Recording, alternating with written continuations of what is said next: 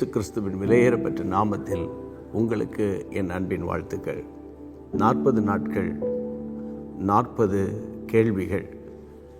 அதாவது நம் அருமை ஆண்டவர் வேதத்தில் எழுப்பின 40 கேள்விகளை தியானித்து கொண்டு வருகிறோம் என்பது உங்களுக்கு தெரியும்.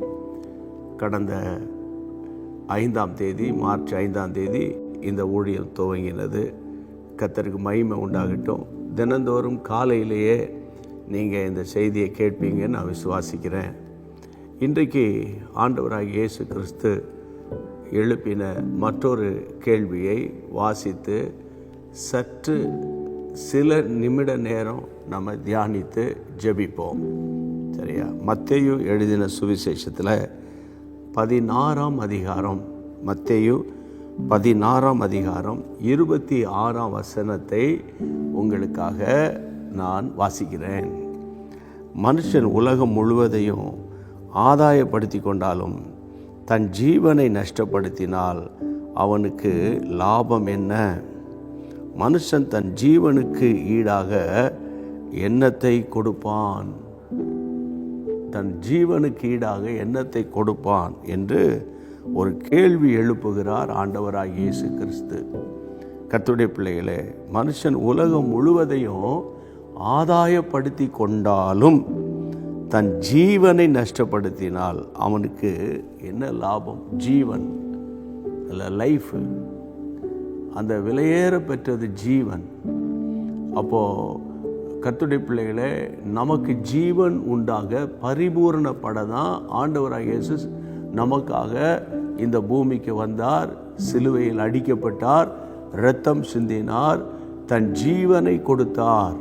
தன் ஜீவனை கொடுத்து நம்மை மீட்டு கொள்வதற்காகத்தான் இயேசு இந்த பூமிக்கு வந்தார் என்பது உங்கள் எல்லாருக்கும் தெரியும். இங்கே ஒரு கேள்வி, ஒரு மனிதன் உலகம் முழுவதையும் ஆதாயப்படுத்தி கொண்டாலும் அப்படின்னா என்னன்னா, உலகத்துக்குள் இருக்கிற காரியங்கள். உலகத்துக்குள் இருக்கிறது என்னது? சிற்றின்பம். உலகத்துக்குள் இருக்கிறது என்ன காரியம்? மாமிசத்துக்கு அடுத்த காரியங்கள், பிசாசுக்கு அடுத்த காரியங்கள். அதனால தான் உலகம், மாமிசம், பிசாசு. இது தேவனுடைய பிள்ளைகளை பாதிக்கக்கூடாது. இந்த நாட்களில் நீங்கள் தியானித்து வருகிற கர்த்தருடைய வசனங்களில் ஒன்று, உலகம் முழுவதையும் ஆதாயப்படுத்தி கொண்டாலும், நான் படிச்சிருக்கேன், நான் நல்லா சம்பாதிக்கிறேன், எனக்கு உலகத்தில் பல நாடுகளுக்கு போயிருக்கிறேன், பல அறிவுகள் எனக்கு இருக்கிறது, பிரைஸ் காட், கர்த்தர் உங்களுக்கு நல்ல வசதி வாய்ப்புகளை தந்திருக்கிறார், கர்த்தருக்கு ஸ்தோத்திரம். ஆனால் கர்த்தர், உங்கள் ஆத்துமா மீட்பு ரொம்ப முக்கியம், உங்கள் ஜீவன் ரொம்ப முக்கியம். காலையில் மலர்ந்து மாலையில் வாடி போகிறதுக்கு போல காலையில் ஃப்ரெஷ்ஷாக, மாலையில் சோர்ந்து போன புல்லுக்கு ஒப்பாக இருக்கிறது என்று பைபிளில் படிக்கிறோம். அதனால் இந்த நாட்களில் கர்த்தருடைய பிள்ளைகளே, இயேசுவினிடம் திரும்புங்கள், சிலுவை அண்டை திரும்புங்கள். சரியா?